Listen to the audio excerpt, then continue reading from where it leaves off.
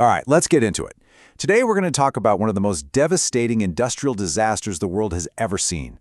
This is the story of the Bhopal Gas tragedy, a night when an entire city literally could not breathe. It all begins with this absolutely chilling quote. It just perfectly captures the horror of it all, right? An invisible poison, a deadly cloud creeping through a city while everyone was asleep, completely defenseless. And this is where it all happened. Bhopal, India. The night of December 2nd, bleeding into the early hours of December 3rd, 1984.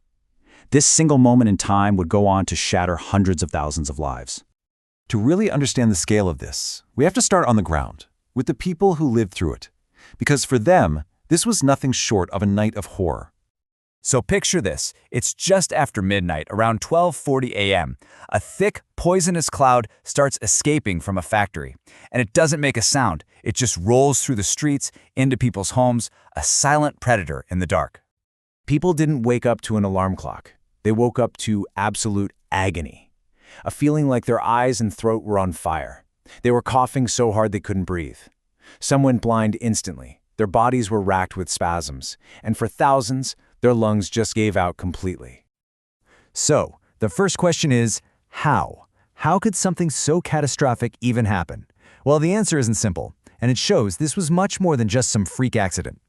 The source of this poison was a pesticide plant.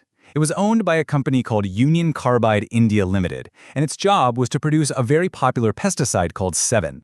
Now, to make that pesticide, the plant had to store a chemical called methyl isocyanate, or MIC. And you have to understand, this stuff is unbelievably dangerous. It's incredibly toxic, it turns into gas almost instantly, and if you breathe it in, it causes immediate catastrophic damage to your lungs.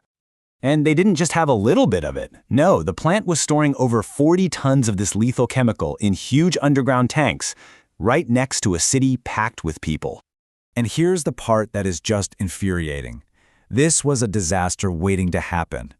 See, the investigations that came later found that the plant's critical safety systems, the very things meant to prevent this exact scenario, were either broken from a lack of maintenance or, even worse, had been turned off just to save a little money. So what happened that night was like a deadly set of dominoes falling. First, some water got into one of the mic storage tanks.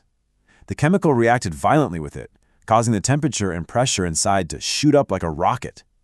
It built and built until the safety valves, the last possible line of defense, just burst open, unleashing that massive toxic cloud into the air.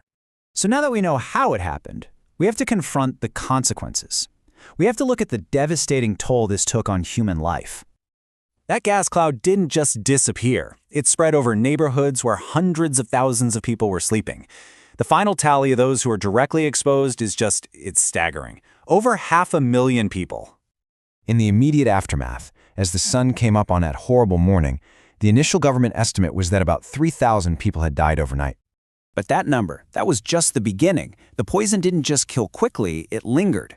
Independent researchers now estimate that the true long-term death toll from the initial exposure and all the illnesses that followed is more than 25,000 people. And for the people who survived that night, the tragedy never really ended. That initial horror just turned into decades and decades of suffering. The long-term health effects have been like a life sentence for the survivors. We're talking about chronic lung damage that makes every single breath a struggle, severe eye problems, even blindness, a much higher risk of cancer, and, just tragically, reproductive issues and birth defects that started showing up in children born years after the disaster even happened. And the poison didn't just harm people. It seeped into the earth itself. Even today, there's still a fight for clean water because the groundwater near that abandoned factory is still contaminated with toxic chemicals that were just left behind. Which brings us to the last, and maybe the most painful part of this story, the fight for accountability, and that lingering question of whether justice was ever really served. So get this, the CEO of the parent company, Union Carbide, a man named Warren Anderson, he was actually arrested when he came to India. But he was released on bail almost immediately. He left the country, and he never ever came back to face trial for his company's role in this disaster. When you look for justice in the numbers, the contrast is just brutal. On one side, you have the human cost. More than 25,000 dead, 500,000 exposed, generations of sickness. And on the other side, the corporate settlement, $470 million. A figure that when you spread it out among all those victims, felt to many like a profound insult. The story of Bhopal is just such a painful lesson in cause and effect, in responsibility, and it leaves us with this heavy question that still echoes today, a question we all need to think about. What is the true price of corporate negligence?